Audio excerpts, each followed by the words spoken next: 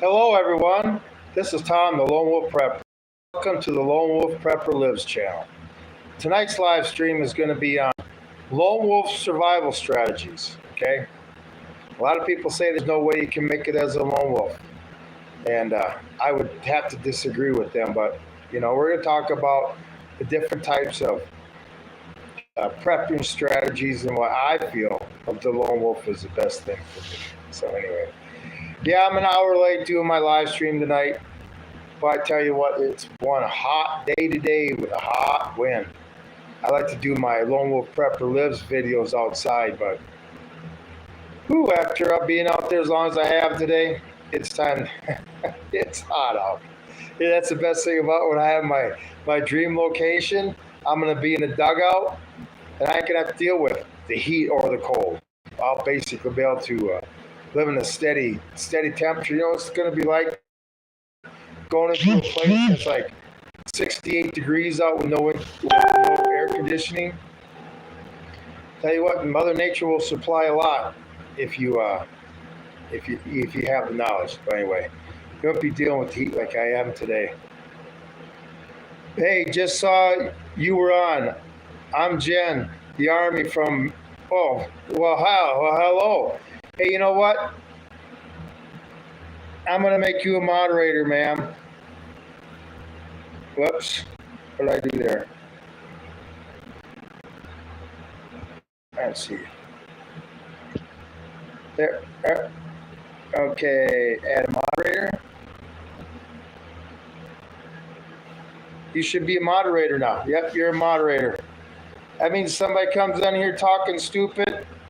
You should just, all you got to do is press their comment, their name on the comment, and it'll bring you up to a screen. And, oh, shoot, that's one thing I forgot to do, is put a time limit, a delay on it. That's what I need to do with my next channel. Put a delay on it so they can only put a message in once every minute so I don't have these. Oh, I tell you what. My other channel, you get these people in here that just want to create hate, discontent, and stop things. And, like the people that sit there and stand in traffic. So, anyway, well, let's get started on the subject. Strategies of a lone wolf. Okay. Now, there's many prepping styles. I'm not one that's going to defend my castle because, I was in the military like you were, and if you got 1,000 hungry people coming at you, okay, your history. So anyway, my deal as a lone wolf is to stay mobile, okay? I always say the Indians always had trouble with the cavalry when they stopped moving. It's just things are going to be crazy. But a lone wolf strategy is more like a nomadic one, okay? Obviously, you're not going to have pounds and pounds of ammo or pounds of food. You're going to have the ability to live off the land. Do bushcrafting. Bushcrafting is such an important skill. And what's bushcrafting, basically? Being able to survive out in the woods, being able to build your shelter. What do people need? What do people need to survive? Shelter, food, and water. Okay? And that's what bushcrafting is. Giving you the ability to go in whatever environment on the earth and be able to get your food, water, and your shelter. And I do believe in some areas it's tougher, but one thing is, as a jarhead, I was trained in every climate, from desert to winter to jungle, all of it. So anyway, but the lone wolf strategy, this is the thing with the lone wolf, okay? It's not something you sit there and come up with and say, I'm going to be a prepper today. I'm going to decide to be a lone wolf. That has nothing to do with it. You see the people every day, the people that are off by themselves, the people that don't need social interaction, the people that don't fit in. And when you get to the point where you haven't fit in your whole life and you basically become a loner and you depend on you just do everything by yourself, where you don't need nobody. That's why living as a lone wolf would be no big deal to how I'm living right now. You decide when I deal with the government's garbage. But, you're in a mag, You know, all it takes is two people to create a problem. And that's all I got to say about a Meg, okay? I appreciate you like. Say hi. I love Prod Z7. Some of these names are cool. I like them. But anyway, the strategy of a lone wolf. Now, mine, you have to be mobile. And I don't believe walking is going to be fast enough. Now, me personally, I have horses. Okay, I can have somebody tracking me. I can be way ahead of them, and then I can lose them real easy on horses too. It's not that hard to hide tracks with horses and stuff. It just become people. Well, that's the thing is when you have your horse, okay, and you've had a horse for years, and you're riding it, and you guys are, and you're just, you know, I can sit on the saddle a certain way, and Beauty knows what I want her to do. I can sit there and get off of her in the middle of nowhere, take a 2-hour nap, and she's still eating grass next to me where I was sleeping. So she's not an inconvenience in any way, okay? Or either is Kiowa. He's even more low maintenance, you might say. But I know I'm not walking. You know, that's just another skill that I learned. I did that roping video yesterday. I thought that was kind of cool. Like I said, I don't think you ever see a prepping channel that's ever done a roping video. Show people how to rope, because that can come in real handy. Real handy. But anyway, back to the strategy of a lone wolf. Okay, like I say, lone wolves, like I say, we just don't wake up one day and say we're being lone wolf. It's a lifestyle we live. And a lot of us that have lived this lifestyle, I don't want to say being shunned by society, because we just don't fit in, okay? We're the ones, I mean, I don't go to bars, I don't go to parties, I don't go to gatherings and stuff. I just don't fit in. But I'm cool with that. I know I got kind of an abrasive personality sometimes. Of course, everybody in the military can understand that. It's just my husband and I and our daughter. Our daughter is active duty military. We have some physical limitations due to the injuries, but we depend on each other. Well, you're married. We prep as much as we can. You're married. Yeah, you should be able to. See, I don't have that. I've been married 3 times, and every single time, you know, they all get with me knowing that my dream is to live next to a stream in my dugout with my horses and dogs. And after about 4 years, they realize that's not their dream no more. Okay? And they leave. But if I had a significant other, I just, you know, at my age, that's just not part of the plan right now. Okay? But yeah, I wish I did have a significant other that thought like me. Because even when I had my family, you know, my second wife with my kids, right? Well, let's say SHT would have happened then. I still technically would have been a lone wolf, but just with my family. It's not like we would have had a mag of other families there, the neighbors over anything. We still would have been just us. Okay, I don't really call that a mag in a way. If you got, you know, you're taking care of a husband and wife and your kids, I don't really call that a mag. I call that the family sticking together. But that's still a lone wolf in a lot of ways. You just got more people that can stand watch, but then you also got the other things with you need more food, you need more water. And one thing about, you know, they say lone wolves can't make it because, oh, what if you get hurt? What if you get hurt? You know, there comes a point in everybody's time where you got to make your peace with God, okay? That's how we are, just us as a family, right? You got to make your peace with God. And that's another thing. If SHTF hits and you got this $2,000 medical kit that's got compression, chest compression pad and stuff, but the person's obviously going to need a hospital, they're going to die, how are you going to save them? If they're mortally wounded and you can't get them to know the medical attention they need, how are you going to save them? That's why a lot of these, you know, high dollar medical kits, they're good for businesses and stuff, but maybe in a mag, you got a doctor and the stuff that can do that stuff. But otherwise, really? I remember hearing that story about, what was it, Arizona or New Mexico, where that hiker fell in between those two rocks and ended up cutting his arm off to sit there and save himself. Remember that story? I mean, look at the medical kit that we had to go into combat with. I had some pressure pads and some straps on it, nothing major. It's just, I just don't understand. People, you may get killed. No shit. Okay, that's what happens when things get real dangerous. You may get killed. But I just don't see it being around. Don't say you got a mag of 20 people.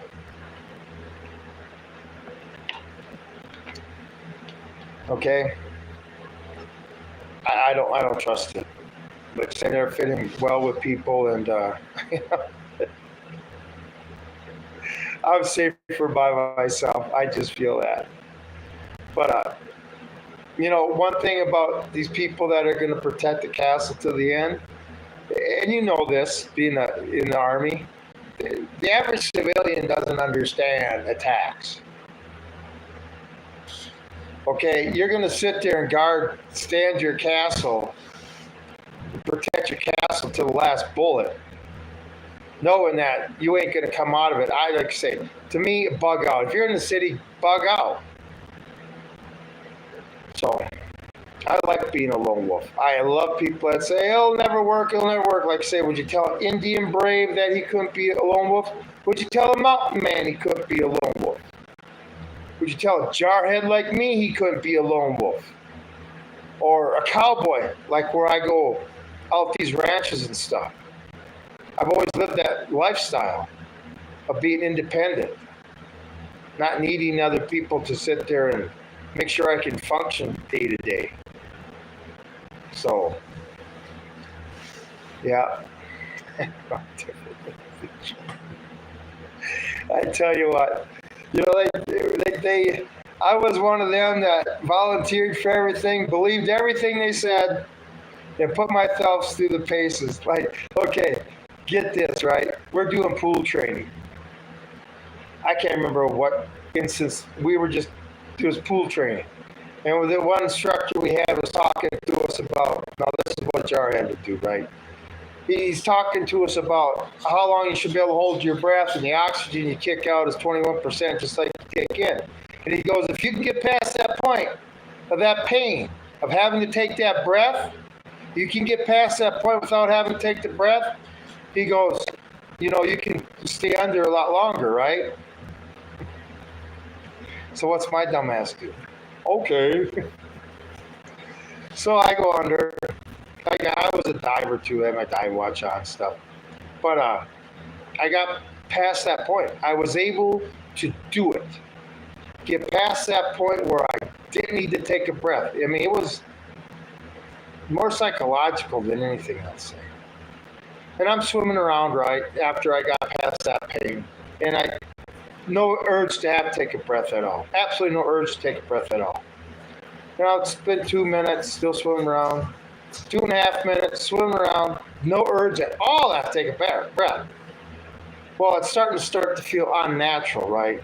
Unnatural. It felt unnatural. 3 minutes go by because I'm waiting to sit there and that feeling for me to have to take a breath again. Never came. 3 minutes and 15 seconds, I decided I better come up. I came up, and this is why I never suggest you doing it. I came up and took that first breath, and I thought my head was going to explode. Boom! Oh, I thought I almost went under because of that. But it is possible. And I'd do it again if the occasion called for it, but it's going to have to call for it. I'm only going to stay under as long as I absolutely have to. But that's kind of jarhead I was. So, anyway. But one might call them the good old days. So, that's one thing the average civilian doesn't understand. The determination they put in you, not giving up These Call of Duty warriors have no idea. They sit there and want to call for all this violence. They have no idea what they're getting into. But anyway, that's where I got the lone wolf mentality. You got the skills, you got the abilities, you got the experience. And it kind of, not to sit there and say I'm this great person, but it kind of puts you above. If I were to join a mag, and it's hard to find people that are like me, right? If I had to join a mag that people didn't have the skills I did, didn't have the mindset I did, couldn't sit there and go through suffering like I could, it'd be miserable for me. And the last thing I want is a bunch of people looking at me, hey, can you save our ass? When SHTF hits, my kids and everything, they live on their own hundreds of miles away. Is me. I want to be responsible for me. Anybody else, especially in today's day and age, especially, the ones that sat there and, like you said, tease you, get on you, why are you doing this, why are you doing it? All you have to do is say, why does a squirrel collect nuts? Okay? Human beings live like that up to not just too long ago. I mean, we got people, my parents and my grandparents, especially my grandparents, everything is accessible. Nobody has to have a garden. Nobody has to. Well, remember, these kids think that meat is made in the grocery store. Why do you got to go hunting when you can go to the grocery store where meat's made like everybody else? Don't worry, these people only have 4 years of college. There's going to be a lot of people that are going to suffer when this all goes down. I don't know how much suffering you saw when you were in the Army, but you imagine what it's going to be like when you see it in your own streets in America. Yeah, we know a lot of people that think being prepared is ridiculous. I don't know how they will make it. Yeah, how can you even see? This is a mindset I don't understand. Why do you got insurance on a car? To prepare you in case you get an accident. You're covered. Why would you sit there? That's all prepping is insurance for when stuff goes nuts. I don't understand these people that look at us like we're crazy. I've been dealing with it for 30 years. And those are the first ones that have to stand in line. And then, when a disaster hits, people that are prepped up and stuff, they get looked at enviously and told all of a sudden they're being selfish and stuff, right? That's the best way. When you can take care of yourself during a natural disaster, you're no longer a strain on the community. Because there's plenty of other people that didn't prepare that are a strain on the community. When the community is already strained enough, I have a sibling that calls us fearmongers. I don't know what to say, but you know who's going to be knocking on your door the first thing time go. I don't know what to say. You've seen the worst of the world. I've seen the worst of the world, but you can't convince Americans that it's ever going to happen here. Okay, you can sit there and see the starving children on TV in Africa, but until you see them with your own eyes, that's when it affects you. You can't wake Americans up. They think we live in a country that's completely immune from any disaster. That's like in 1994, and I got out and I was screaming about 9/11. Hey, they're going to get us. Terrorists are going to get us because I dealt with terrorism. Oh no, we were protected from that. That'll never happen. And then I'm watching the news that morning, was it Monday morning, September 11th? Right after the first plane hit, I turned on the news. I'm watching the news and I see the second plane come hit. I knew we were under attack. Because until then, I thought maybe just a plane flew in. I went down and woke up the wife that time and I said, we're under attack. Nobody ever apologized to me for teasing me, saying I was ridiculous, and all this other shit. I saw how much these people hate us firsthand. Okay? And now we let them into our southern border. Like I say, that Idaho thing, I don't know, what do you think of this J99? That 20, okay, you've been in the military, right? Just like I have, all right? So you tell me how an 18-year-old can get on a roof when Trump's making a speech underneath the nose of all the cops, Secret Service and stuff, an untrained sniper 18-year-old and take a pot shot at the president. But they expect us to believe that. Just like a 20-year-old in Idaho does a military-style ambush, just like terrorists. See, this was a terrorist thing. They sat there and called the alarm, got the first responders there, and then did the attack. I'd say there were probably two other guys with that guy they found shot, and those two other guys are the ones that shot him before they left. What do you think? I mean, we look at things differently because in the service, you really have to deal with reality. That's why we're taught black and white there so much. Until the civilian world, that's when you get to the gray area, but everything's black and white. And I don't mean race.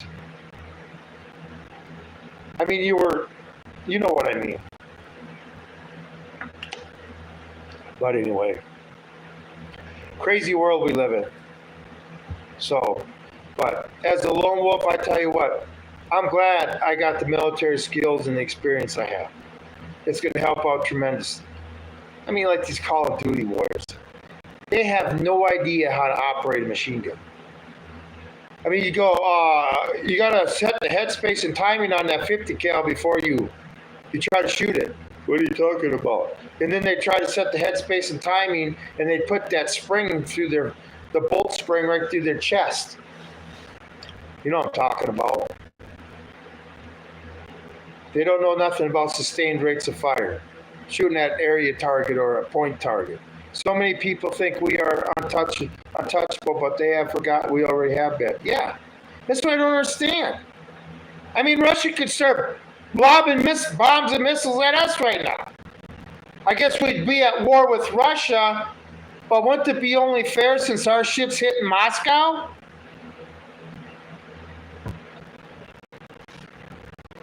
I tell you what, even a conventional bomb, they send over like a volley of conventional warheads and hypersonic missiles, just conventional bombs. You know what they would set this country into? My God, these people would start losing their minds. See, this is the thing, too, I was talking about last night on my program. 9/11 brought Americans together. September 12th, it didn't matter if you were, what color you were, what race you were, what party you belonged to, you were an American, okay? And it took bringing down the Twin Towers for that to happen, a terrorist attack. I hate to say it, but it's going to take a lot more to bind the Americans together again, because an attack like 9/11 would be like, just another day. We become so desensitized. Anyway, but wrap up, everybody. The other side's starting to sit there and say they're going to start getting crazy. Politicians are going to say it's time to. I mean, they're actually saying it's time to start sacrificing their lives for the democracy they want. Keep prepping, everybody. Keep prepping. Make sure you have enough beans, bullets, and Band-Aids, because the other side's going to supply the bad guys. Don't you like talking to somebody that's been in the military before? It's like we have our own language. Anyway, I'm going to take off. Appreciate everybody being here. And like I say, I go live tonight at 8 o'clock Mountain Time on my Hidden Truths channel. Hope to see a few of you there. And let's just say that's a little bit more active than this live stream. You'll see J99 when you get in there. And when I see you get in, if you come in tonight, don't worry, if you fall asleep, it's no big deal. But I know it's 8 o'clock on the East Coast. 10 o'clock on the East Coast.